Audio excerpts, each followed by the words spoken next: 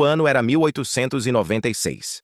O Rio de Janeiro, capital de um Brasil que ainda tateava os primeiros anos da República, testemunhou um evento que mudaria para sempre sua percepção da realidade.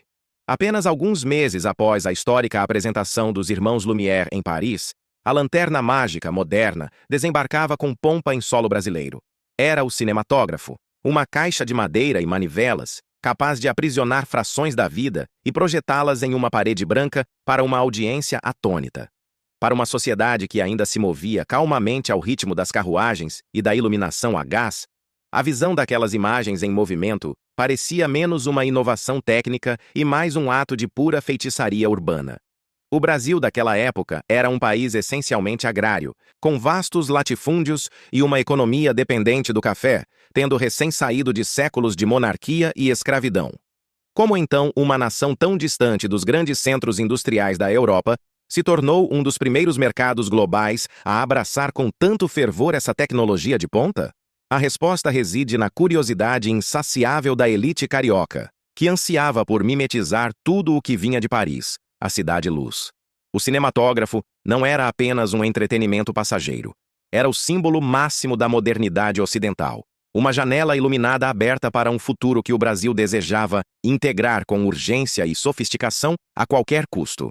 As primeiras projeções não eram filmes como conhecemos hoje, com roteiros complexos e elencos famosos. Eram as chamadas vistas, pequenos fragmentos de vida cotidiana capturados pela lente bruta. Imagine o impacto sensorial de ver a Baía de Guanabara, com suas águas calmas e montanhas imponentes, sendo projetada em uma sala escura e silenciosa. O cinema brasileiro começou, assim, como uma ferramenta de observação da própria realidade.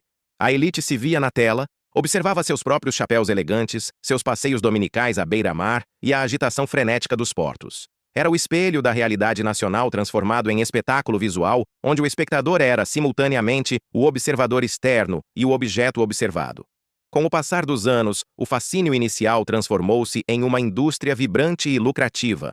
Entre os anos de 1907 e 1912, o Rio de Janeiro viveu o que historiadores chamam de Era de Ouro dos Exibidores. A Avenida Central, hoje conhecida como Avenida Rio Branco, tornou-se o epicentro dessa explosão cultural. Surgiram salas de cinema luxuosas com fachadas ornamentadas em estilo clássico e interiores que rivalizavam em beleza com os grandes teatros europeus. O ato de ir ao cinema tornou-se um ritual social obrigatório para todas as classes. O público lotava essas salas suntuosas não apenas para ver as novidades do mundo, mas para serem vistos naquele ambiente de sofisticação e novas luzes elétricas. No entanto, o cinema produzido no Brasil não ficaria restrito apenas à contemplação passiva da natureza ou dos eventos sociais. Em 1908, ocorreu um marco fundamental para a nossa narrativa audiovisual: o lançamento de Os Estranguladores, dirigido pelo pioneiro Francisco Marzullo. Baseado em crimes reais que haviam chocado a sociedade carioca, o filme provou que o cinematógrafo podia contar histórias dramáticas, criar tensão psicológica e explorar a ficção narrativa. Francisco Marzullo percebeu que o público tinha sede por drama e conflito. Ao transpor o sensacionalismo das páginas dos jornais para a tela grande, ele deu luz ao cinema de ficção nacional, transformando fatos em uma arte puramente cinematográfica. O sentimento predominante entre os brasileiros era de um estranhamento fascinante e hipnótico.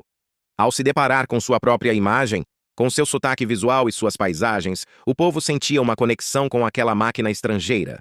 Era o início de uma longa jornada de autodescoberta através das lentes. Antes de continuarmos essa viagem pela nossa história, inscreva-se no canal e conte para nós nos comentários de onde você está assistindo. Essa participação é essencial para que possamos explorar juntos os próximos capítulos desta evolução artística que transformou o Brasil de um espectador curioso em um protagonista criativo. O cinema estava apenas começando a fincar suas raízes nesta terra de contrastes. A Primeira Guerra Mundial marcou um ponto de ruptura drástico para o cinema brasileiro. Com a Europa em chamas, a hegemonia dos filmes franceses e italianos desmoronou, abrindo espaço para a avassaladora máquina industrial de Hollywood.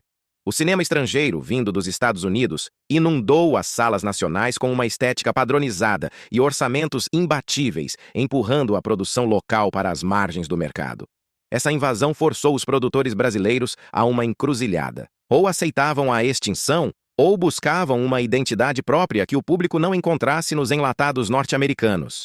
A resistência não veio de um centro unificado, mas de surtos de criatividade espalhados pelo vasto território nacional, provando que o desejo de se ver na tela era mais forte que qualquer barreira econômica imposta pelo mercado internacional. Surgiram então os ciclos regionais, movimentos independentes que floresceram longe do eixo Rio-São Paulo, desafiando a lógica de que o cinema precisava de grandes capitais para existir. No Nordeste, o ciclo de Recife produziu obras de vigor estético surpreendente, registrando o cotidiano e as tensões daquela sociedade em transformação. Em Minas Gerais, o ciclo de Cataguases revelou o gênio de Humberto Mauro, que filmava a vida rural com uma poesia visual crua e autêntica, estabelecendo as bases de uma linguagem verdadeiramente nacional. No Sul, a produção gaúcha também buscava retratar seus próprios costumes e paisagens pampianas através das lentes. Esses núcleos regionais eram a prova de que o Brasil possuía múltiplas faces e que o cinematógrafo poderia ser uma ferramenta poderosa de afirmação cultural. No entanto, apesar do talento bruto, faltava uma estrutura industrial sólida que pudesse competir comercialmente com a crescente influência de Hollywood. Algo que unisse o gosto popular à viabilidade financeira necessária para a sobrevivência a longo prazo da sétima arte em solo brasileiro. A resposta para esse dilema comercial veio com a invenção da chanchada, um gênero que misturava humor ingênuo, números musicais e a energia contagiante do carnaval brasileiro. Estúdios lendários como a Cinédia e, posteriormente, a Atlântida Cinematográfica transformaram o cinema em uma crônica social vibrante da vida urbana. Foi nesse ambiente de celebração, sátira e paródia que surgiram os maiores ídolos populares da história do país.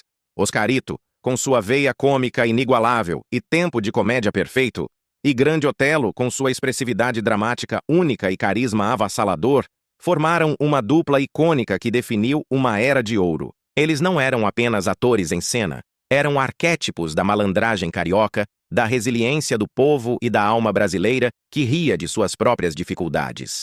Através de filmes que frequentemente satirizavam as grandes e pomposas produções estrangeiras, a chanchada atraiu as massas para as salas escuras, criando o primeiro grande fenômeno de bilheteria genuinamente nacional e estabelecendo uma conexão emocional profunda entre a tela e o espectador comum, que finalmente se sentia representado em sua alegria e espontaneidade. Enquanto o Rio de Janeiro ria com as chanchadas, em São Paulo nascia uma ambição de outra ordem técnica e estética, a Companhia Cinematográfica Vera Cruz. Fundada em 1949 pelo industrial Franco Zampari, a Vera Cruz representava a utopia de criar uma verdadeira Hollywood brasileira em solo paulista.